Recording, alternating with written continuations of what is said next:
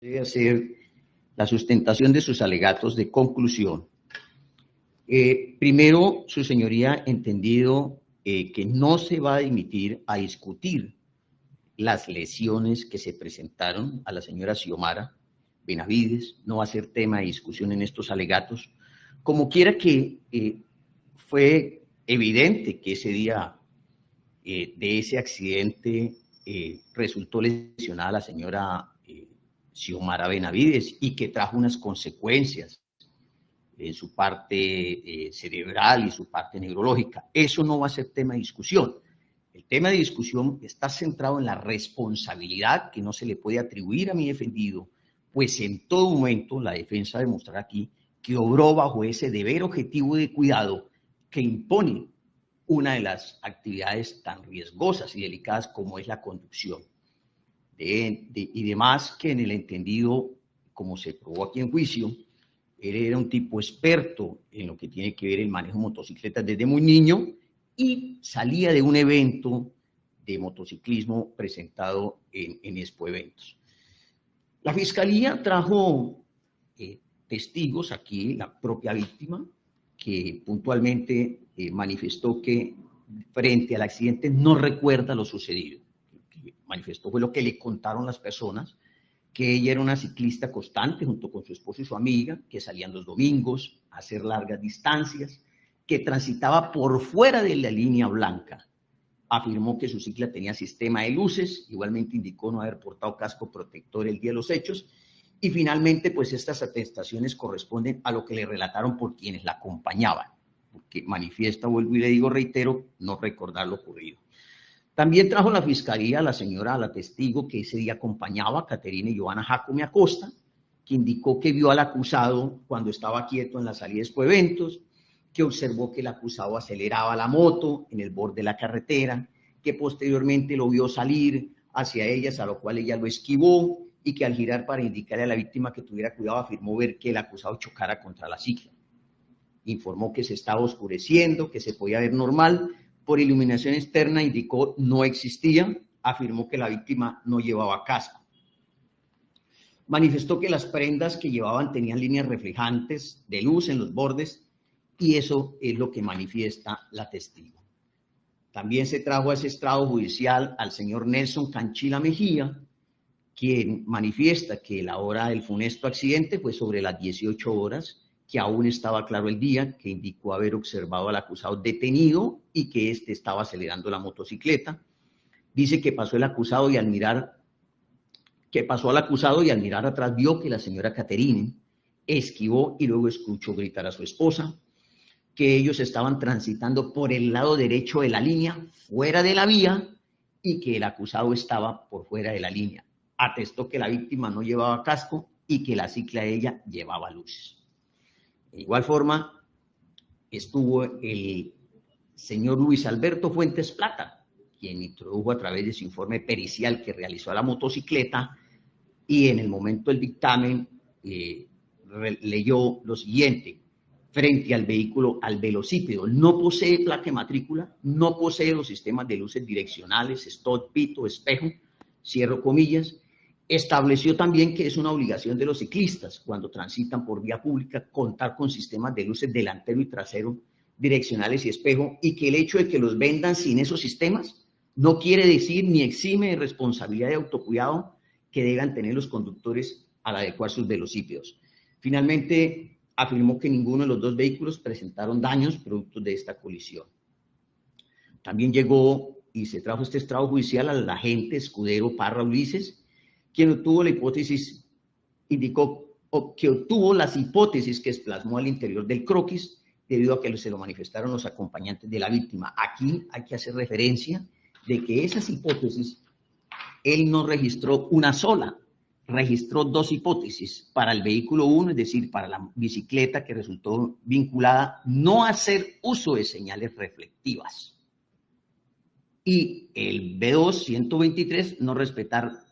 prelación de intersecciones o giros. Eso fue lo que en un informe que se incorporó como prueba documental de la Fiscalía.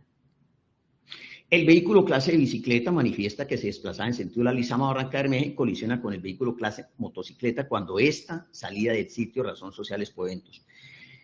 Indicó además que el vehículo, el velocípedo donde ella iba, no llevaba luces. Puede ser que alguna de las 3 bicicletas donde iban llevara luces, pero el de ella particularmente no lo tenía en su vehículo. Respecto a las afirmaciones presuntamente de culpabilidad por el acusado, su señoría, deben, en el mismo rasero que ha pintado la Fiscalía aquí diciendo la teoría del proceso de retención de información codificada, manifestó el testigo, después de 7 años, que el inculpado le había dicho que la responsabilidad era no observar. Esas cuestiones no tienen lógica. Es irrisorio que la gente luego de tantos años recuerde palabras exactas por el acusado que ni siquiera plasmó en su informe, ¿sí? Por lo cual carece de un valor racional. Por otro tanto, la defensa trajo al señor investigador Miguel Chía, y aquí sí me permito hacerle una corrección a la Fiscalía, no era una prueba pericial, fue un informe de investigación que se hizo, que lo que se pretendía era tratar de ilustrar y conocer, y que el Estado conociera el estado de una vía donde se había presentado el incidente, tratando de recrear las horas en que más o menos ocurrió y con la presencia de los testigos dentro del procesado como de las 2 personas que estuvieron ese día, si las condiciones climáticas de luz estaban acordes a lo que ese día ellos vivieron, que fue los que estuvieron allá. Sobre las horas que se tomaron las fotografías, es claro que el accidente, por lo probado entre la Fiscalía, ocurrió sobre las 18:40, ¿sí? Ahí se observan fotografías más o menos para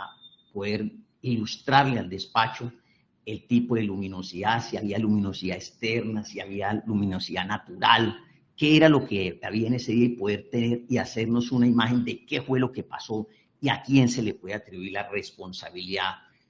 si fue a la víctima o al procesado. Finalmente se ilustró con un elemento videográfico en el que se apreciaba un recorrido a pie de la salida de Expoeventos, se observa una luz artificial interna y que al llegar al extremo de la vía, la misma paradora de los hechos no cuenta con visibilidad. Eso se pudo ver en ese video. Aparte también hizo un bosquejo planimétrico, una distribución de las vías para que conociéramos, ilustrarnos sobre las vías, qué es la acera, cómo está la berma, para qué esto se va a discutir, para qué se usa una berma, es aquel espacio que está de la línea blanca hacia afuera, que era por donde iban los ciclistas. También vino el señor Wilton Olarte, que vale la pena decir que ni siquiera recordaba bien el nombre del acusado. Entonces aquí ese proceso de retención de información codificada no podría ser utilizado de que, entonces, como no recordaba, fue un testigo que se acomodaron. No, simplemente uno muchas veces a las personas las recuerda por el nombre. Pedro, Daniel, pero Felipe Rivera y el resto no lo recuerdo. Wilson Olarte manifestó que el día de los hechos el acusado hacía parte de un evento en Expoeventos, que tiene años de conducir motocicleta y que era experto en esa área, por lo cual representaba a nivel departamental en esa competencia, que salieron sobre las 18:30 horas, y al salir de Expoeventos lo hacen en hilera, siendo el primero el acusado, luego el señor Leider Acevedo y finalmente él, que al salir de Expoeventos iba bien, que el señor Daniel Rivera se detiene en la cuneta primero, se mostró que hay una cuneta, él viene atrás, no ve a nadie, pasan los ciclistas y al momento de sacar un poco la llanta, el señor Daniel Rivera, a la berma, observa volar a la víctima. Debido a la cuneta, el desplazamiento del acusado fue despacio. Informó que las condiciones lumínicas del lugar no son buenas y que el acusado tenía las luces encendidas de su motocicleta. También vino a ese estrado defensivo el señor Leider Acevedo, que manifiesta que el día de los hechos el acusado hacía parte de un evento en Expoeventos, que tiene años de conducir, para el momento de los hechos conducir motocicleta, que era experto en esta área y por lo cual estaba representando el departamento en una competencia, que salieron sobre las 18:30 hacia las 19 horas, una vez culminado el evento, Al salir lo hacen de igual manera en hilera, siendo el primero el acusado, luego él y finalmente el señor Wilton Olarte, que debido a cómo iban transitando, iban despacio y él iba cerca de Daniel y Rivera. Establece que el acusado llega primero a la cuneta, luego llega él. Atestó que el señor Daniel Rivera miró hacia la izquierda y derecha, pasaron dos ciclistas, repitió el movimiento de mirar a los lados y al salir un poco con la llanta es que aparece la otra ciclista, la cual no llevaba luces ni casco. Afirmó también mirar a la izquierda y no haber visto a la ciclista. Los únicos que se vieron fueron los dos primeros ciclistas que pasaron, y obvio, porque uno llevaba luz, como se ve y como lo dijo la representación de víctimas, pues lo observa uno que pasó y que había un ciclista en la vía, no con la bicicleta que llevaba la víctima. Los únicos que se vieron fueron los dos primeros ciclistas que pasaron. Indicó que el acusado tenía las luces de la moto encendida y que el desplazamiento al sacar el vehículo fue lento debido a esa profundidad de la cuneta donde se encontraba la llanta delantera de la moto del acusado. Establece que las condiciones lumínicas del lugar no eran buenas y que si la víctima hubiese portado el casco protector, el accidente no habría sido tan fuerte. Finalmente indicó que el observado del accidente fue de la ciclista hacia la llanta de la moto, que ella golpea hacia la llanta de la moto, y haber salido Daniel Rivera con fuerza con la moto, la cicla la habría golpeado a él y no la llanta, que al momento del hecho no veía en ningún sentido de la vía otro vehículo que iluminara, que permitiera ver la presencia de un sujeto vial en la vía. Finalmente, trajimos a este estrado defensivo el propio acusado, quien dio su declaración manifestando que entre las 18:30 y las 19 horas salió del lugar con los señores Leider, Acevedo y Wilton Olarte, que al salir del lugar lo hicieron en fila, siendo el primero, luego Leider y finalmente el señor Wilton, que la distancia de motocicleta de la Leider Acevedo era mínima, que llegaron a la cuneta que limita con la berma, observó pasar dos ciclistas, revisó a la izquierda si venía otro vehículo y al no ver otro, inició marcha lenta para salir de la cuneta, cuando sorpresivamente le apareció la víctima, quien lo chocó con la llanta de la cicla en la llanta de la moto. Estableció que entre el pasar de los ciclistas y el accionar, la motocicleta transcurrió unos 5 segundos. Informa que él respetó las normas de tránsito exigibles al momento. Indicó que la ciclista habría dado luces en la cicla, la habría visto y él no habría iniciado una marcha, pero debido a esa ausencia de luz en la vía y de luces en la ciclista, imposibilitó verla. Finalmente establece que la luminosidad del lugar no es buena y que él no alcanzó a desplazar la moto, solo sacó un poco la llanta de la moto. Pues bien, su señoría, este caso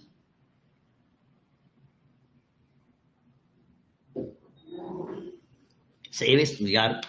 la siguiente modalidad. El delito culposo describe que el comportamiento humano que mediante la violación a un deber objetivo de cuidado produce un resultado típico, no querido, pero que era previsible y evitable por el autor si hubiese observado ese cuidado debido en el ámbito de relación. En la culpa necesariamente una conducta voluntaria, pero no intencional del resultado. Esto es, el autor realiza voluntariamente un acto, como es el de conducir, cazar, disparar, ¿sí? En el desarrollo de esa actividad viola un deber objetivo de cuidado que debía observar, y a consecuencia de esto deviene un resultado. Pues para estudiar este caso es necesario que miremos unas figuras, como es la imputación objetiva, la violación al deber objetivo de cuidado, la previsibilidad y la evitabilidad del resultado. A estudiar los criterios de la imputación objetiva también se obtiene lo siguiente, que tiene que ver con el principio de confianza, su señoría. En palabras del maestro Jacobs, se expresa que a pesar de la experiencia de que otras personas cometen errores, se autoriza a confiar en una medida aún por determinar en su comportamiento correcto, entendiéndolo no como un suceso psíquico, sino como estar permitido confiar. El principio de confianza no es solo un supuesto particular de riesgo permitido, sino también de la prohibición de regreso. Pues bien, de dicho principio aplicado para ambas partes que se debe tener, tanto para la víctima como por el acusado, por la defensa se probó que el acusado se detuvo al llegar a la vía, que él mismo revisó a la izquierda el pasar del vehículo, que tenía su sistema de luces encendido, que dejó pasar los dos primeros velocípedos y respetó su prevalencia en la vía, pero para la fecha de los hechos, que era experto en conducción de motos, y todo lo anterior se traduce en lo que un peatón o un vehículo en la vía esperaría que se hiciera. Eso lo hizo él. Ahora, cuando hacemos el mismo estudio sobre la víctima, cabe indicar que se esperaría que ésta llevase, primero, casco protector, sistema de luces delanteros y traseros, pito que pudiera advertirle frente a un objeto, a un obstáculo, a una persona que está transitando y que lleva la vía, ropa que se resalte en la vía, aspectos que se probaron por el testigo técnico de la Fiscalía y por la defensa, que lo mismo no llevaba. Cualquier peatón o conductor de un vehículo esperaría que un ciclista en hora nocturna, donde la ley lo impone, llevara las luces, y al hablar de una conductora frecuente, como manifestó que lo haría, se esperaría que llevara lo necesario para hacerse visible como un sujeto vial. Aspecto que claramente no sucedió, y ese principio que transgredió la víctima. Le era imposible al acusado entonces estimar que un conductor por la vía en una zona de carretera y oscura no llevase un sistema de luces.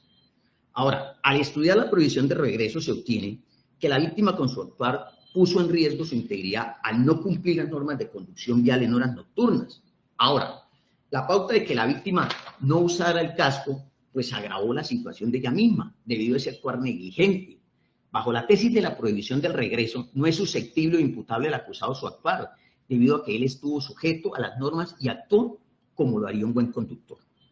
Al examinar la competencia de la víctima, se puede resaltar que la víctima tuvo implicación directa en el resultado. La víctima contaba con la capacidad para dimensionar el riesgo de transitar por una vía nacional en horas de la noche con baja iluminación y su bicicleta no tuviera sistema de luces delanteros, traseros y pito que pudiera advertir alguna situación imprevista. Asimismo, el no usar el casco estando en carretera implica poner en riesgo su bien jurídico, como es la vida, dejando atrás el autocuidado que se debe tener, no solo por prever un accidente por externo, sino también porque bajo mismas condiciones, por defectos de la vía, algún hueco, un bache, podría sufrir una caída, por lo cual al no llevar el casco, pues la víctima aceptó conscientemente los riesgos al caerse del velocípedo. Afirmación a la que se llega al estudiar lo dicho por el doctor Mauro Solarte, abro comillas. Los criterios de imputación objetiva parten de dos supuestos básicos: el del riesgo permitido y el principio de confianza, que determinan el estado de interacción normal de las relaciones sociales y los riesgos que en ellas se generan. De manera que solo cuando la víctima suma conjuntamente con otro una actividad generadora de riesgo, lo cual aquí no ocurrió, puede eventualmente imputarse el resultado a la víctima siempre que ésta tenga conocimiento del riesgo que asume. Cierro comillas. Pues lo anterior, su señoría, permite ver cómo el actuar de la víctima puso en peligro inicialmente su bien jurídico tutelado y su actuar continuó transgrediendo el deber de autocuidado. De haber portado el sistema de luces, pito y casco, el resultado en teoría habría sido diferente, pues al ser vista por el acusado por su sistema de luces, le era objetivamente a él esperar a que la víctima pasara, por lo cual en sucesión de hechos la víctima no habría sufrido ninguna lesión. Ahora, la víctima de haber portado el casco protector, al impactar el suelo, no habría sufrido, no habría recibido el mismo impacto con las consecuencias que aquí se expusieron en este caso. Porque la definición del casco precisamente es proteger ante eventuales caídas. Al no existir, la víctima expuso con un mayor grado su integridad, a lo cual se podría afirmar que expuso su cráneo totalmente. Cuando estudiamos el elemento de la previsibilidad y la evitabilidad del resultado como ingrediente del delito culposo, obtenemos en el presente caso el de determinar la previsibilidad respecto al hecho nefasto y de lo probado en juicio. Si bien el acusado observó pasar a los dos primeros ciclistas, no es admisible la alocución para este caso, comillas, el autor debió haber previsto el resultado, por ser previsible o habiéndolo previsto, confió en poder evitarlo. A fin de evitar situaciones, el acusado indicó junto con sus testigos haber actualizado su conocimiento sobre la vía, su señoría, y mirar a la izquierda. Es claro que debido a la oscuridad de la zona, la ausencia de luz de la cicla de la víctima, no pudo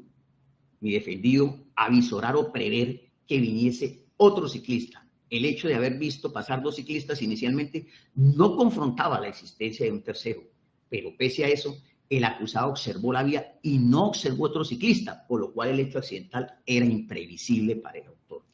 Ahora,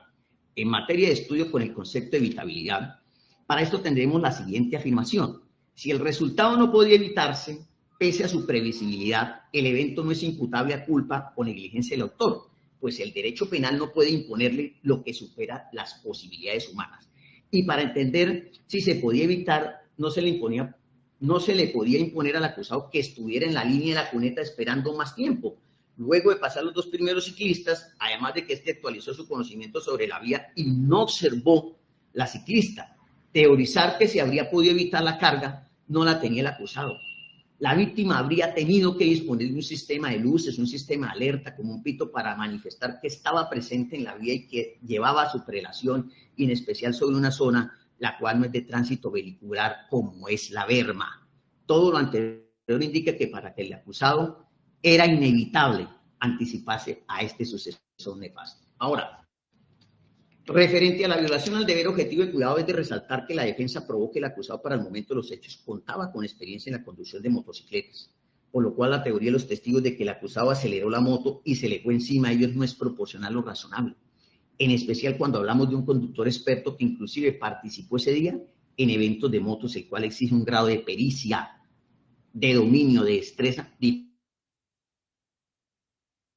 diferente al de un conductor normal de una motocicleta. Asimismo, el autor del punible guardó el respeto a no invadir zonas de tránsito, pues este hizo el pare en la cuneta. Por otro lado, se debe tener en cuenta que los ciclistas y la víctima transitaban por fuera de la línea blanca, lo que es la berma.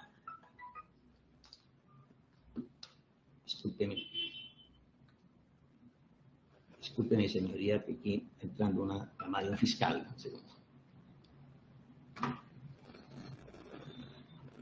En especial cuando hablamos de un conductor experto que participó en ese día de evento. El autor del punible guardó el respeto al no invadirle la zona de tránsito, pues este hizo el par en la cuneta. Por otro lado, se debe tener en cuenta que los ciclistas y la víctima transitaban por fuera de la línea blanca, lo que es la berma, aparte de la vía que no es para el tránsito vehicular, como ya lo voy a ilustrar. Su función es para un paso a vehículos como ambulancia en caso de emergencia, incluso para que los vehículos se puedan estacionar y así no invadir carril, por lo cual la víctima infringe de ese punto inicial normas de tránsito, pese a haber indicado que tenía experiencia en esa ruta, transitó por una zona que no debía. En igual sentido, sucede respecto del uso del casco, chaleco reflectivo, sistema de luces en la cicla o pito, elementos necesarios y fundamentales para un buen desarrollo de conducción por una vía nacional. Igualmente, le era exigible por vía legal usar chaleco y sistemas de luces, tal y como lo establece el Código Nacional de Tránsito, comportamiento que le era totalmente exigible, conducta que de haberla desplegado como una buena conductora,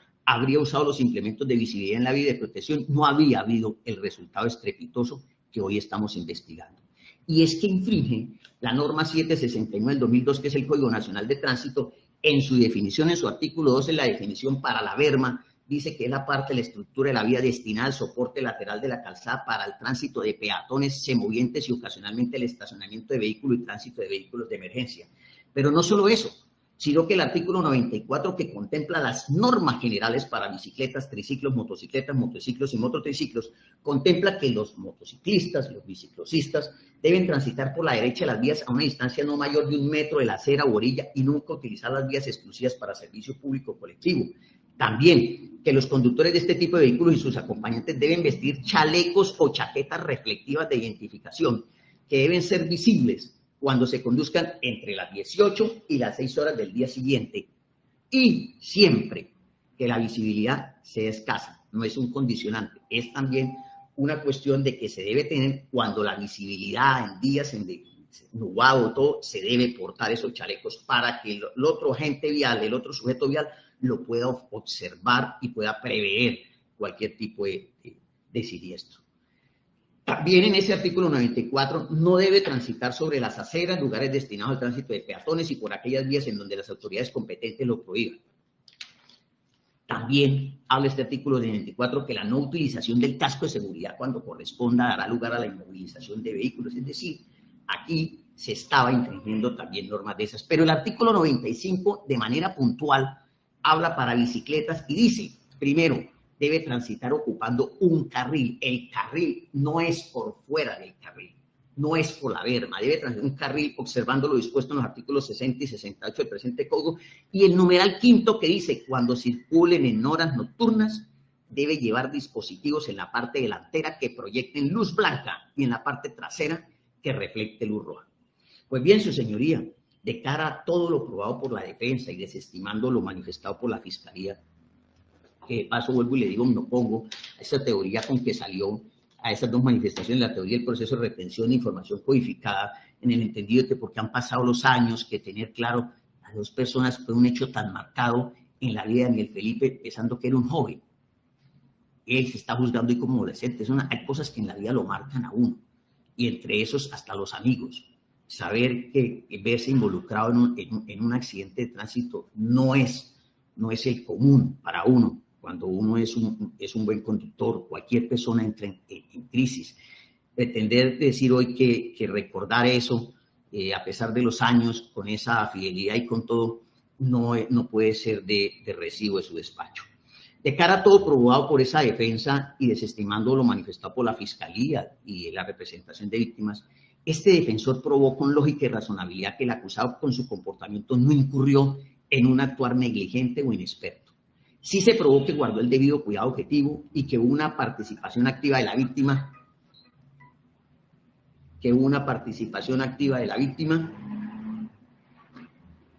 en la ocurrencia del hecho. Incluso la afectación o daño causado se aseveró por la ausencia de un autocuidado de la víctima. Es en razón que en los criterios de la sana crítica y la máxima de la experiencia, el acusado no transitó en los terrenos de la culpa como elemento subjetivo del tipo, en igual sentido de estudiarse lo presentado en el artículo 381 del Código de Procedimiento Penal, el cual es conocimiento más allá de toda duda razonable. El ente acusador no cumplió la promesa demostrativa de presentar los elementos inherentes al tipo subjetivo de la culpa que se deben enrostrar, pues la no concurrencia de sus presupuestos doctrinales y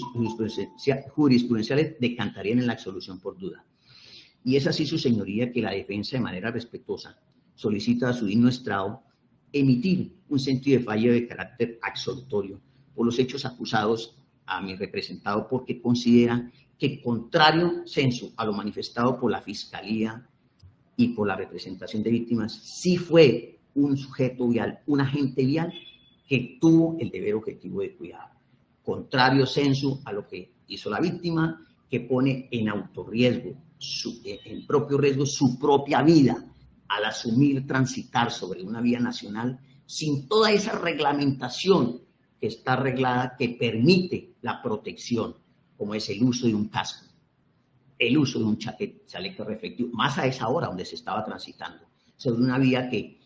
pese a que alguno diga que visibilidad buena, los de la Fiscalía que visibilidad buena, la defensa y la visibilidad defectuosa o muy poca, todos hemos transitado en vías nacionales y no tienen la luminosidad, como se pudo observar en el video, no tiene esa luminosidad externa.